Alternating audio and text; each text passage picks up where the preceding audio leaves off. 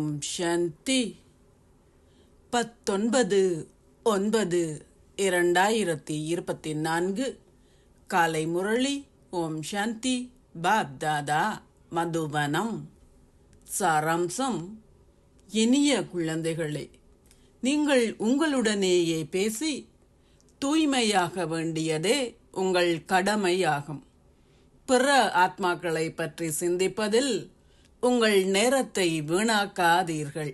கேள்வி: உங்கள் புத்தியில் நீங்கள் எந்த எண்ணங்களை கொண்டிருப்பதன் மூலம் உங்கள் பழைய பழக்க வழக்கங்கள் அனைத்தையும் அழித்து கொள்ள முடியும்? பதில்: நாங்களே எல்லையற்ற தந்தையின் குழந்தைகள் என்பதால் நாங்கள் உலக அதிபதிகள் ஆவோம். நாங்கள் தேவர்கள் ஆக வேண்டும். இது உங்கள் புத்தியில் உட்புகுவதால் உங்கள் பழைய பழக்க வழக்கங்கள் அனைத்தும் அழிந்துவிடும். அவற்றை அழித்து விடுங்கள் என்று உங்களுக்கு கூறப்பட்டாலும் அல்லது கூறப்படாவிட்டாலும் கூட அவை இயல்பாகவே துறக்கப்படும். உங்கள் பிழையான உணவு, பானம், மதுபானம் ஆகியவற்றை நீங்களாகவே துறந்து விடுவீர்கள். அற்புதம் என்று நீங்கள் கூறுவீர்கள். நாங்கள் லக்ஷ்மியும் நாராயணனும் ஆக வேண்டும். நாங்கள் 21 பிறவிகளுக்கு எங்கள் ராஜ்ய பாக்கியத்தை பெறுவதால் நாங்கள் ஏன் தூய்மையாக இருக்கக்கூடாது? ஓம் சாந்தி. தாரணைக்கான சாராம்சம்: 1. உங்கள் சொந்த முன்னேற்றத்தில் மாத்திரம் அக்கறை செலுத்துங்கள். வேறு எதிலும் உங்களை ஈடுபடுத்திக் கொள்ளாதீர்கள். நினைவிலும் கல்வியிலும் முழு கவனம் செலுத்துங்கள்.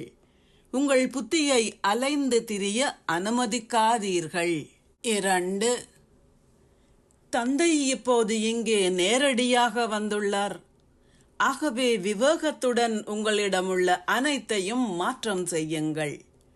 தூய்மையற்ற ஆத்மாக்களுடன் கொடுக்கல் வாங்கல் வைத்துக் கொள்ளாதீர்கள். நீங்கள் கௌரவமாக ஸ்வர்க்கத்துக்கு செல்ல வேண்டுமாயின் நிச்சயமாக தூய்மையாக வேண்டும். ஆசீர்வாதம்: நீங்கள் உங்களின் மனதையும் புத்தியையும் வீணான எதிலிருந்தும் விடுபட்டு வைத்திருப்பதன் மூலம் ஓர் ஆட்சியாளராக பிராமண சம்ஸ்காரங்களை உருவாக்குவீர்களாக. எந்த ஒரு சிறிய வீணான சூழ்நிலை, வீணான சூழல் அல்லது வீணான காட்சியும் முதலில் உங்களின் மனதை பாதிக்கின்றது. பின்னர் உங்களின் புத்தி அதனுடன் ஒத்துழைக்கின்றது.